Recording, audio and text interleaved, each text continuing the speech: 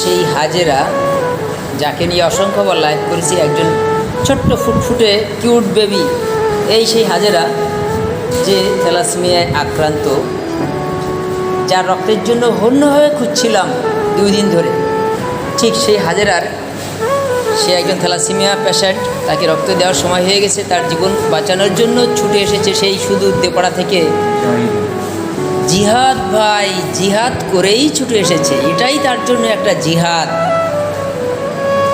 ভয়কে জয় করে প্রয়োজনের প্রিয়জন হয়ে এই হাজেরার জীবন বাঁচাতে সে এই দুপুরবেলা বৃষ্টিতে ভিজে দ্রুত গতিতে ছুটে এসেছে তার পাশে এসে দাঁড়াতে। ধন্যবাদ দিলে তাকে অবশ্যই ছোট করা হবে, ধন্যবাদ দিয়ে তাকে আমি ছোট করতে চাই না, যে কিনা তার বুকের তাজা রক্ত দিয়ে প্রমাণ করে গেল সে একজন মানবিক মানুষ। মানুষ মানুষের জন্য, জীবন জীবনের জন্য। আর আমি আবারও প্রায়ই বলে থাকি যে আমার সেই শ্রদ্ধাভাজন দাদার কথাটাই, যে এক ব্যাগ রক্ত যেন রক্ত নয়, সে যেন একটি তাজা প্রাণ। একের রক্ত অন্যের প্রাণ। তো যারা আমরা এখনও রক্ত দিইনি তাদের উদ্দেশ্যেই আজকের এই লাইভ।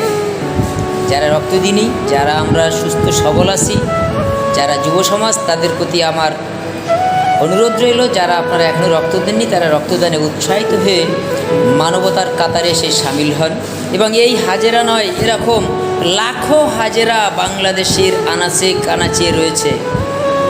রক্তের অভাবে এরকম অনেক হাজেরা ঝরে যাচ্ছে, কাঁদিয়ে যাচ্ছে তার মাকে, খালি করছে তার মায়ের কোল। আসুন না ভাই প্লিজ, যাদের 18 বছর বয়স হয়েছে, সুস্থ সবল আছেন, সবাই একটু সদয় হয়ে এইসব হাজেরার জীবন বাঁচানোর জন্য আমরা ছুটে আসি, এক ব্যাগ রক্ত দিই। আপনার দেওয়া রক্তে হয়তো বেঁচে যাবে একটি প্রাণ, কোনো মা খুঁজে পাবে তার সন্তানকে, কোনো সন্তান ফিরে পাবে তার মাকে। সুতরাং যারা রক্ত দেননি তাদের প্রতি আমার বিনীত অনুরোধ, আপনারা রক্ত দিন এবং রক্ত দিয়ে একজন মুমূর্ষু মানুষের মুখে হাসি ফুটাবে। তো আসলে এক ব্যাগ রক্ত, সেটা আমরা শুধু দেখি যে একটা পলিথিনের ব্যাগের ভিতরে একটা রক্ত, ওটা কোনো রক্ত নয়। আমি মনে করি ওটা একটা জীবন, একটা তাজা প্রাণ, একটা পরিবারের জন্য সে একটা হাসি।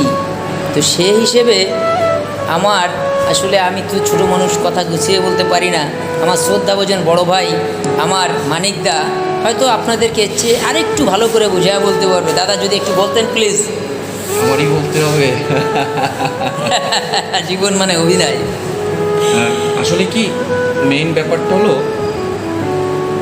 সবসময় পজিটিভ মাইন্ডের কথা বললে হয় না, নেগেটিভের কথাও একটু বলা লাগে।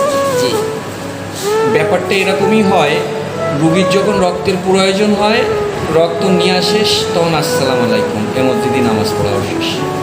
ঠিক কথাটা নেগেটিভ মাইন্ডে নেবেন না, এরকমটাই হয়। এরকমটাই হয় যে ডোনার আসছে না, 50 বার ফোন পাওয়া যায়।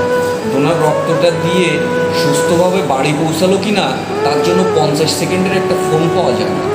600 ব্যাগের মধ্যে পাইনি আজ পর্যন্ত। আমরা সাংগঠনিক কাজ করি, সমাজের জন্য, দেশের জন্য, মানবতার জন্য কাজ করি।